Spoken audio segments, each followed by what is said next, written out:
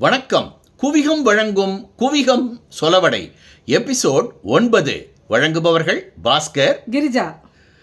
தமிழ் மாசங்கள்ல சித்திரை, வைகாசி, ஆனி, ஆடி இருக்குல்ல. ஆமா, அதுக்கு என்ன இப்போ? இந்த மாசங்கள் ஒவ்வொன்றை பத்தியும் சொலவடங்க இருக்கு தெரியுமா? ஓ, அப்படியா? இப்ப சித்திரை மாசத்தை பத்தி இருக்கிற சில சொலவடைங்களை பார்க்கலாமா? ஓ, பார்க்கலாமே. சித்திரை 10 சிலம்பன் பிறந்தால் அக்குடி நாசம் அப்படிம்பாங்க. அதாவது சித்திரை கோடை மாசத்துல பிறந்தவரோட தந்தை ரொம்ப கஷ்டப்படுவார்னு சொல்லுது ஜோசியம்.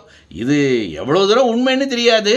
ஆமாங்க, இதுக்கு எதிரா சித்திரை என்று சிரிக்கிறதும் இல்ல, வைகாசி என்று வளர்றதும் இல்லைங்கிற கூட ஒரு சொலவடை இருக்குங்க. சித்திரையில் பிறந்து சீர்கேடானவனும் இல்லை, ஐப்பசியில பிறந்து அதிர்ஷ்டக்காரனும் இல்லைன்னு கூட ஒரு சொலவடை இருக்கு. ஓ, இன்னொரு சுவையான சித்திரை மாசம் சொலவடை சொல்லட்டுங்களா? சொல்ல.